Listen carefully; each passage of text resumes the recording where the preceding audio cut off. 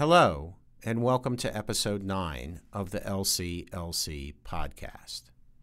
In this episode, I talk with the poet Tom Sleigh. Tom delivered the closing poetry reading of the 2000 LCLC conference.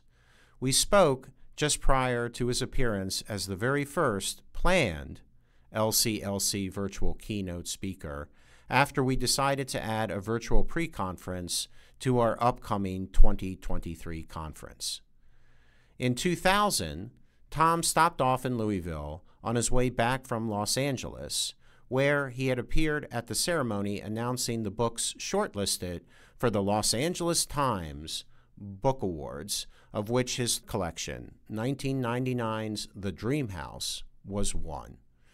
The author of 11 books of poetry, including the newly published The King's Touch, Tom has enjoyed sustained critical praise since the appearance in 1983 of his first collection, After One.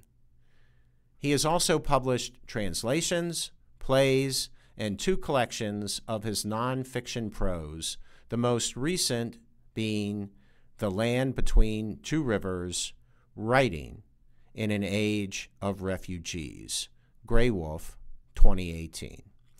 This mid-career turn to war journalism has garnered Sleigh a new audience while also distinguishing him from the vast majority of American poets in terms of subject matter, making him one of our most essential writers for understanding the times in which we live. On a side note, Tom was my first creative writing teacher, and he and I have remained friends since I studied with him at Dartmouth College back in 1985. I began my conversation with Tom by asking him the question I like to ask all my guests. Just what do you remember about your visit to Louisville? Well, before I say something about that, Matt, I just want to say for your listeners that, we were at Dartmouth together. I was nominally your teacher, but I often found that the kind of irony that you approached everything with was such a relief from the usual exchange I had with folks. And I remember when you had graduated and you wrote Big Sid's Vincati, I thought it was a beautifully written book, spare in style, full of heart. And it reminded me in a funny way of another one of my books that I absolutely love, and that is A.J. Liebling's A Sweet Science, which is about boxing. So it's a pleasure to be here to talk to you after all these years. So just wanted to say that up front. And in terms of what I remember, I think most immediately was walking into, I think it was the Seal Bach Hotel, very swank, super Art Deco posh bar called Gatsby's, if I'm not mistaken. And then it was sort of, kind of amazing to me because I just finished reading, The Great Gatsby over again. And it was kind of amazing to be in the same space where, Fitzgerald got lushed up while he was training, I guess, at for World War I. And I also remember meeting Alan Golding, I think, at the party afterward. And we had a lovely conversation about Williams and Pound, I think, and certain aspects of modernism, if, that term is still used anymore. And he was warm and witty and irreverent in a way that I really enjoyed. And then that was the first time I ever met Sarah Gorham and Jeffrey Skinner.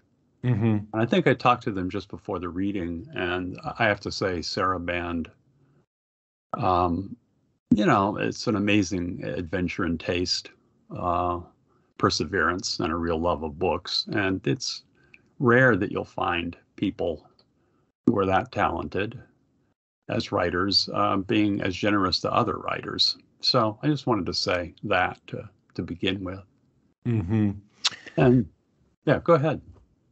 Well, what I remember thinking back on our time together that weekend was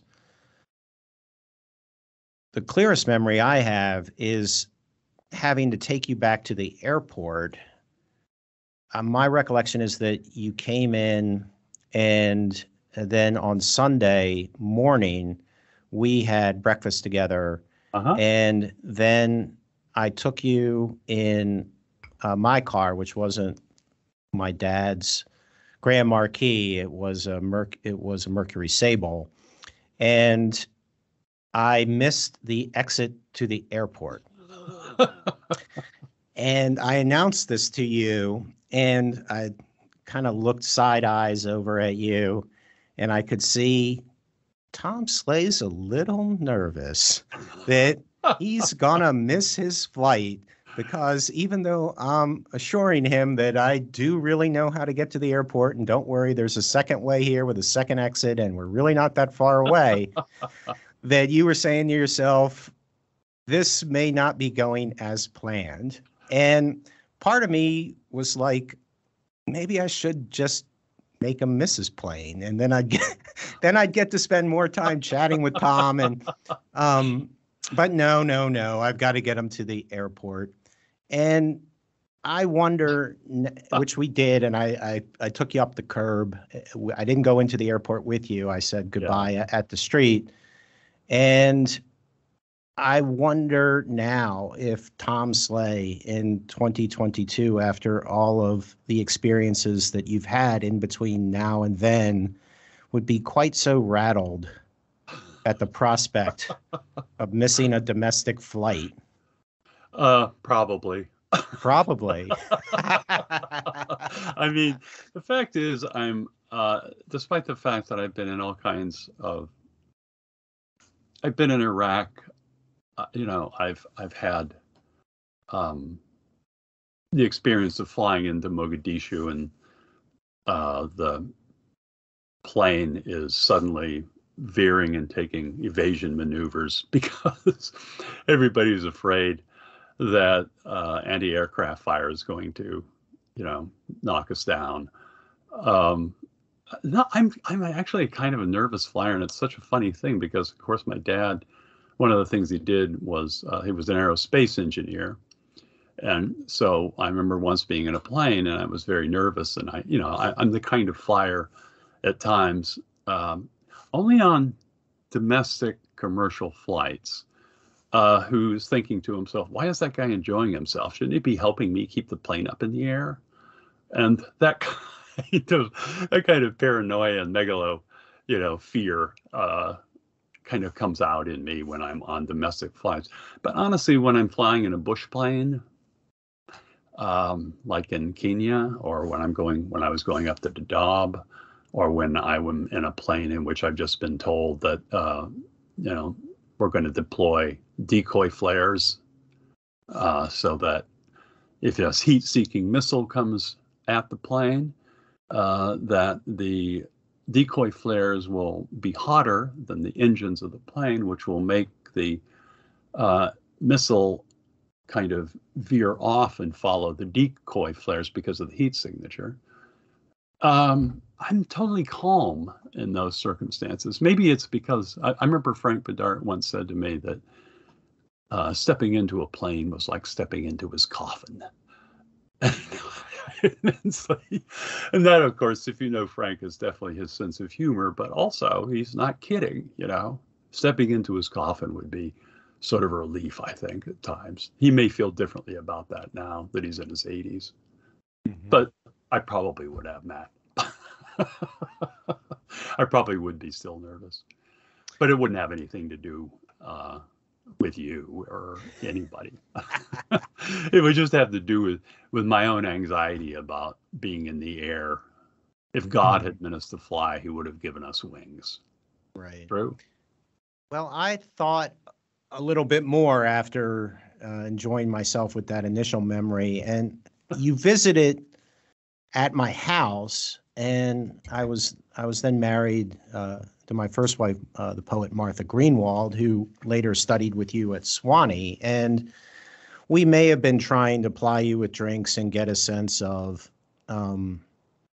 what might be some good avenues and outlets for her publishing opportunities as a poet.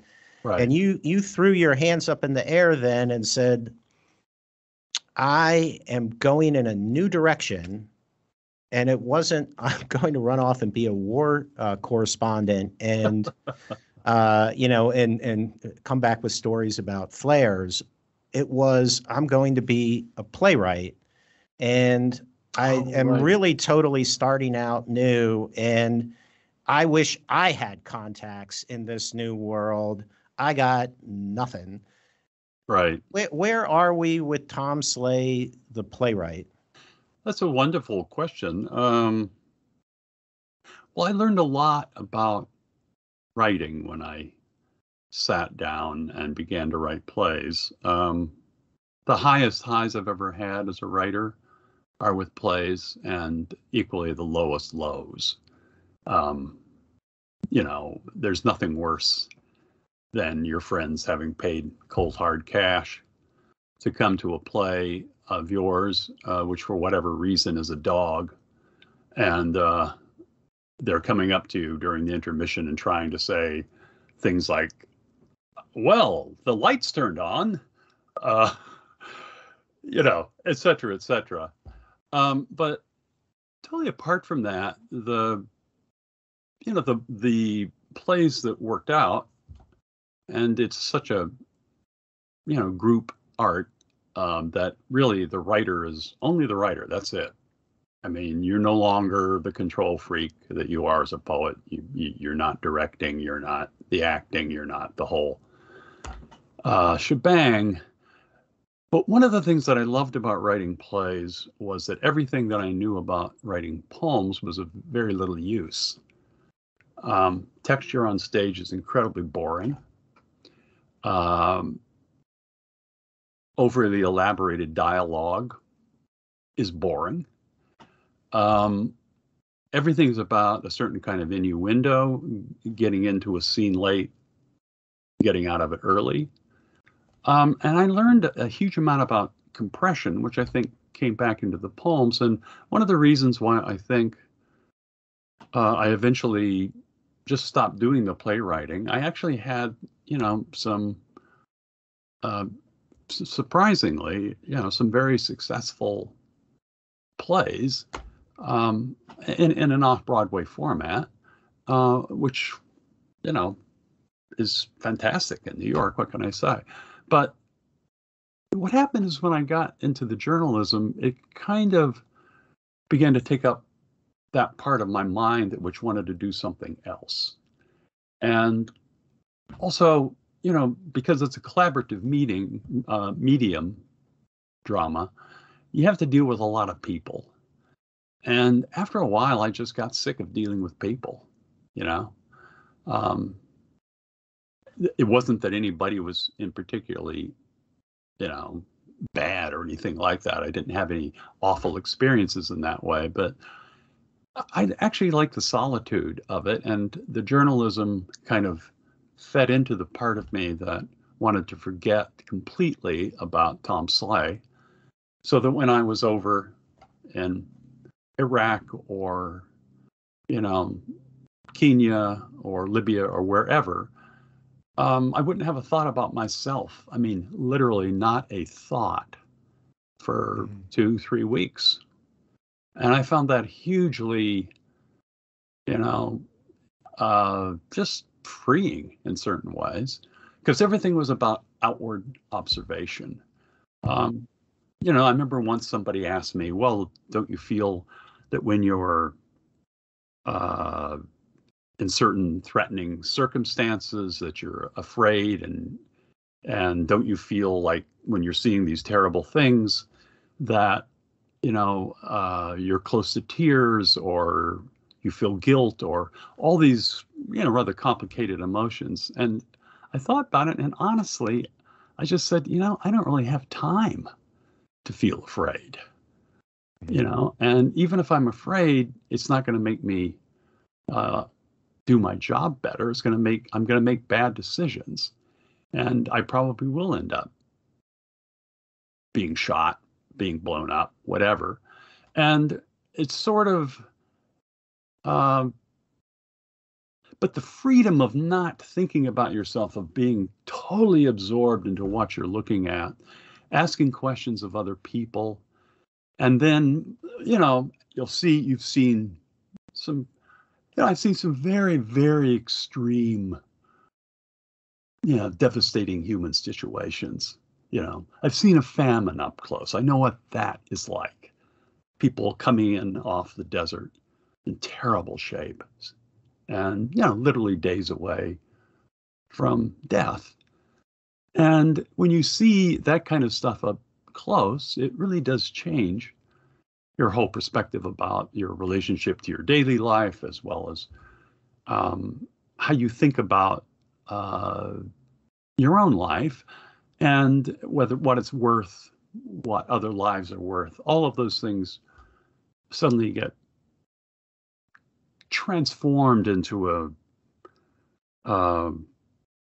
sometimes it can seem brutal and pointless, and other times, you'll be there with starving people and you're just amazed at how good-humored they are, actually how funny they are, how until people are taking their last breath anyway, or until they go into coma, they're still just people. And that was a revelation. They're not, swollen bellies with their ribs sticking out like the, kind of disaster porn of Biafra. They're ordinary human beings trying to live their lives in extremely difficult circumstances, but they're totally willing to reach out to you and try to meet you. I mean, I remember meeting a camel seller and having a wonderful conversation with him about the price of goats. He's saying, well, the price of goats is in the tank. And I said, well, why is the price of goats in the tank? He says, because of the drought, they don't have anything to eat.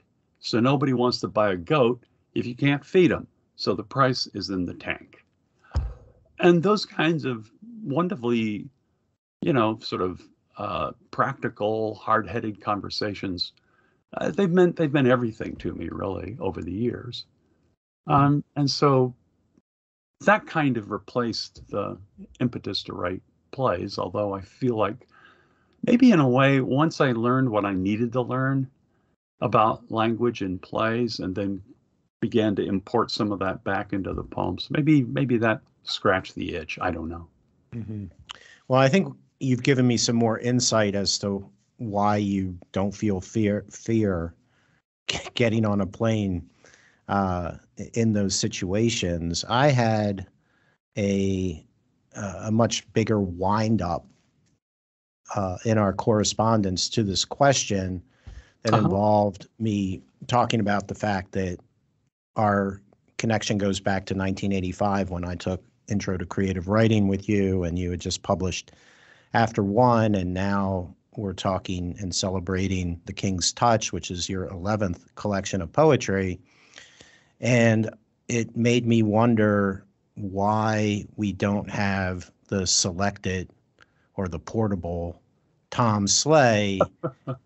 Is this part of why we don't have it, that you're still in this journalism mode and you're not really thinking about yourself? You know what it is, Matt? I thought a lot about the question. Several years ago, I was asked to put together a selected, just in a practical way. And I sat down and I suddenly had this very superstitious feeling. And the superstitious feeling was, is this going to be a stepping stone, this book? Or and then the other way to think about it, well, what if it's just going to be an impediment, a kind of tombstone? You know what I mean? And at that moment, then I just thought, I remember Tom Gunn, was a very dear friend of mine. He had many, many people who knew him much better than I did. But I remember Tom telling me that after you wrote Jack Straw's Castle, that he got stuck. And he got stuck for a couple of years, and he thought he might be finished as a writer. And so what happened is eventually Thom began to write the poems that went into Passages of Joy, which is a really beautiful book. But what Thom said to me, that he took a vow at that time, sort of, picked it up from Robert Duncan. And that is that he was going to complete an entire book and then write another book, or at least half of another book beyond that. And so he completed Passages of Joy, but rather than, going through the ego high of publishing it, he didn't publish it. And then he wrote half of the poems that go into The Man with Night Sweats, which is truly a great, great book. And just hearing Thom, talk to me about that, I thought, his impetus always was on something forward. Let's keep going, and at my age, if you sit down like I do, basically the last 3 books I've had have all been whittled down from a much larger collection of poems. And so in a way, I feel like those books are kind of mini selected poems. But the other question, if I do sit down and do a selected, the book I would like to do was something that Robert Pinsky suggested to me a couple of years back. And he said, why don't you do a selected that will focus on kind of these public facing poems, that is, war and the consequences of war. And I thought, well, that would be interesting, because I'd never, I hadn't really reread my work, man, until I got your email. I have literally, it was years and years since I'd looked at anything in the past. And so I started to not look at all of it, but, kind of reread here and there. And I discovered that, war as a subject goes all the way back to my very first book. So in a way, if I were to make a selection of poems based on that principle, it might also be representative. But for right now, my impetus is always on the next complete collection. And that's sort of where I'm putting my energy at the moment, partly because, I'm getting on, Right. Have you thought about appointing somebody to do that work for you, to gather together the material? I have a literary executor, Mm-hmm.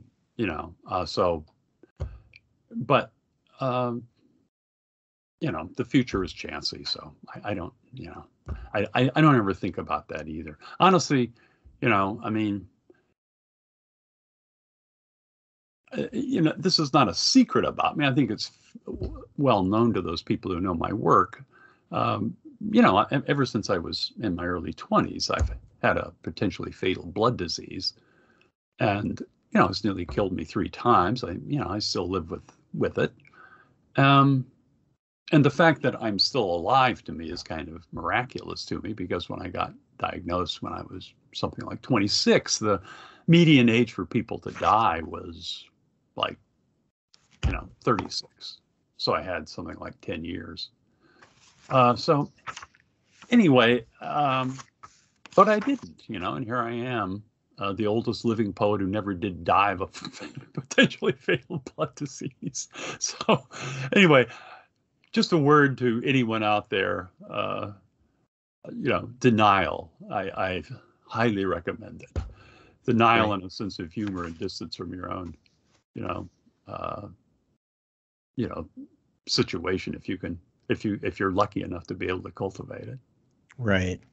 Well, if your literary executor goes forward with one of these projects, I will, if I have access to them, I will bug them to make sure to include your master's thesis, which is still on file at Johns Hopkins. And one weekend while I was visiting my friend and a fellow student of yours, Rosemary Gould, who was at who sends her greetings, who was a student then at the writing seminars at Johns Hopkins with Heidi Erdrich as well, was teaching there at the time. And I was down visiting, and I went over to the library and I pulled your master's thesis, and I sat there and with a pencil and a yellow legal pad, I wrote the entire manuscript. Wow. And yes, I did. And I'm amazed that graphite, I was crazy to do it. But then I never actually, I stopped myself from typing it in, but I still have the Oh yellowing my sheets, God. and graphite has still sustained itself all these years later. And I came across this passage from a poem, and all the poems are written in syllabic, something you and I talked about when I confessed this to you earlier. Um, and it's called Drive-In Theater, and it ends, "The screen rises white as mirages soak into the hills. My father, having worked through his Monday off shining the popper, stocking the snack bar, sits alone in his lot, the gauge showing empty, the whole of Texas sprawling around." And I really always liked that image. I guess I thought it was the best bit in it from your juvenilia, let's call it.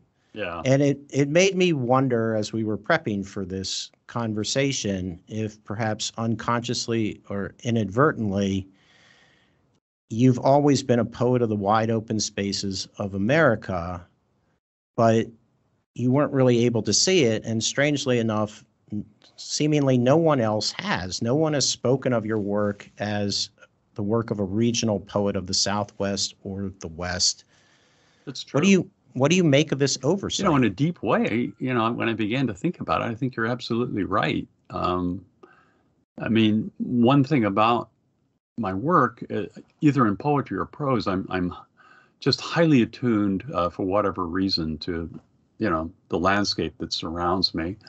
And also, I'm just highly attuned to the texture of day-to-day life, just in terms of events, in terms of the literal physical things that surround us every day.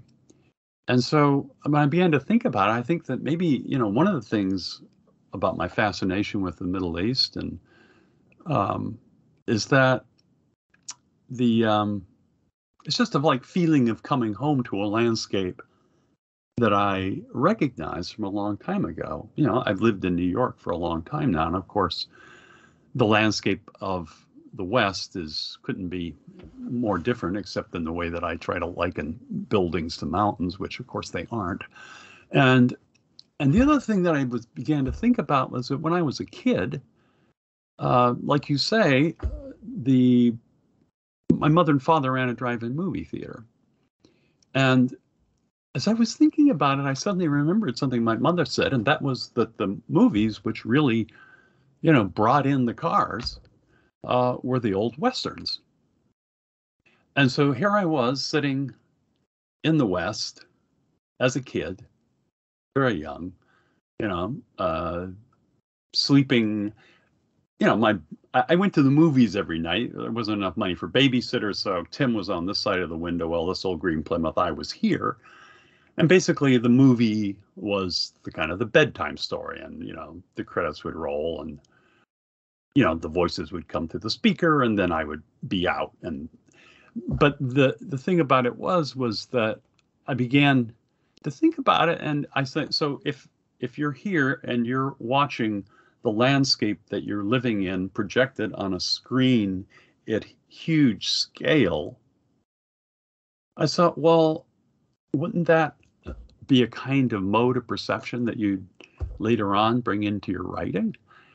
And when I think of like those old John Ford movies with the cavalry stretched out, marching through, Monument Valley, it just suddenly struck me that, that I had certain kinds of similar experiences in terms of the vastness, say, of the Libyan desert. I hope you are enjoying my discussion with Tom Sleigh. If you are, then please hit like and subscribe. That way, you will know when part 2 is available. And as always, please consider joining us for an upcoming LCLC conference. Consult thelouisvilleconference.com for details. Thanks again for listening.